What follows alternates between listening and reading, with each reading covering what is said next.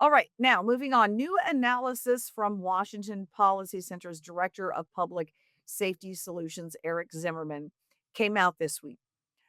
National implications here, having to do with the creation of the LEAD program, the Law Enforcement Assisted Diversion program, started in Seattle and King County and replicated in at least, I think, 20 other states. Some local jurisdictions, but at least 20 other states have adopted this. And this model was created with a social justice framework, basically, that Black and brown minority members were being sent to jail and prison at much higher rates.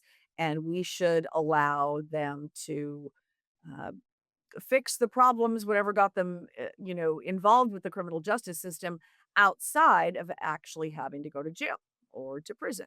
And so, especially if it was substance abuse related, give them an opportunity to get into treatment and to get into therapy, whatever that looks like, and on a course correction outside of jail. So that's the LEAD program. But now we've had this evidence that has come out from Washington Policy Center basically saying the numbers, the evidence that they've been putting out suggesting that this is hugely successful, don't pan out. And even the co creator of the LEAD program, Lisa Daugaard, told me in an exclusive interview yesterday that some of the numbers they've been putting out, like 58% non recidivism rate for LEAD participants, was misstated. So, WPC called out many other data points that have been pushed out by LEAD. But again, I want you to see um, a little bit more of my interview with Lisa Daugaard at LEAD, the co-creator of this model, which again has been replicated across the country. And she suggests that you cannot you can make a causal relationship between the increase in homelessness and drug addiction that we face here in Seattle, King County, Washington, where we're among the worst in the entire nation, can't be correlated to any failures of LEAD, even though it's the same period of time where we've said we're not going to incarcerate people, we're going to offer diversion programs, and you see it in your neighborhoods and on the street. So here's what she had to say when I kind of challenged her on that and asked her about whether there was any causality between those two things. I think associating LEAD with the wider poor performance of Washington State in alleviating homelessness, there's no causal connection there. You can have an overall really sorry picture and then pockets of excellence. We are a pocket of excellence. And I think that, again, that's why we've had such strong community support. You can hear business leaders, neighborhood leaders come and testify to this council that they're super frustrated overall, and that LEAD and the associated innovations that we've worked on are the only people who come and the only people who make a difference and the only people who solve their problems. So, like, we agree the overall landscape is bad, and we have tried to push policy in the direction of effective strategies, in particular on homelessness, right?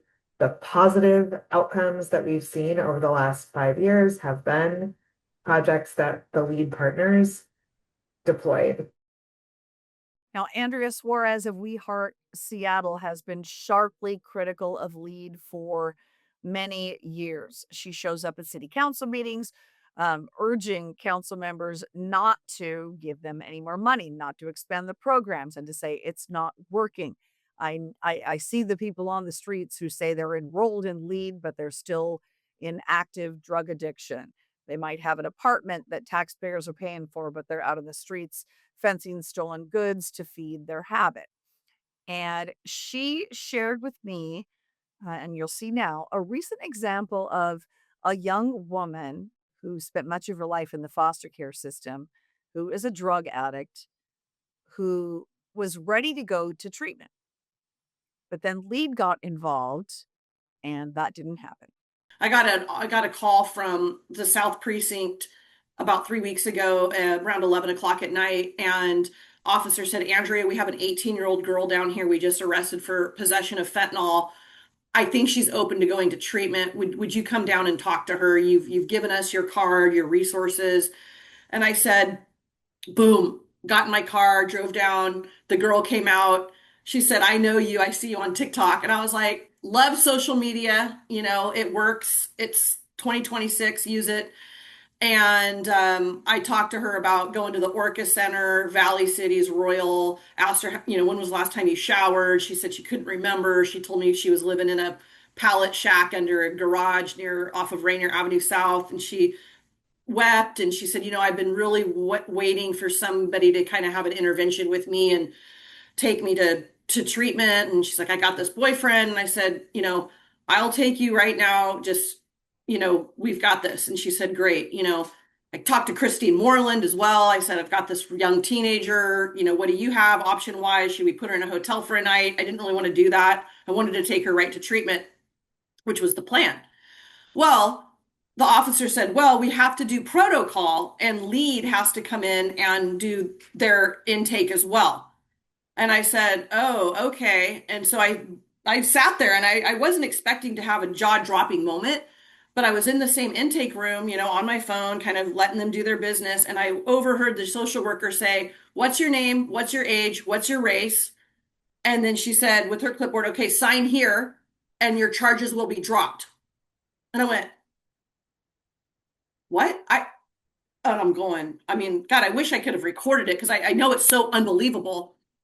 And I could hear the officers getting her backpack, kind of breaking her pipes. There's like a lot of activity going on.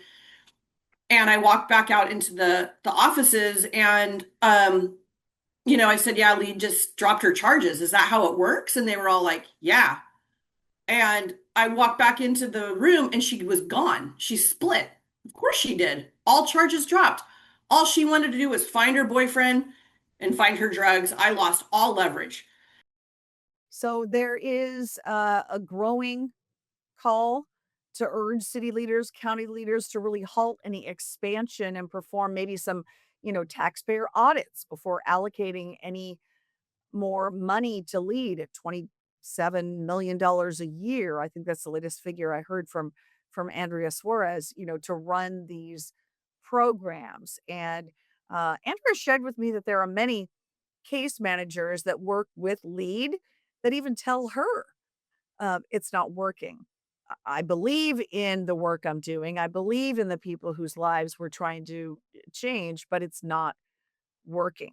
And so when you have the very people involved in the program suggesting that a course correction is needed, this might be time for city officials, county officials here in Washington and perhaps elsewhere across the nation to really go, okay, if we don't have the data that proves this program is in fact working and worth the taxpayer investment, then maybe it deserves a closer look and maybe an outside audit review.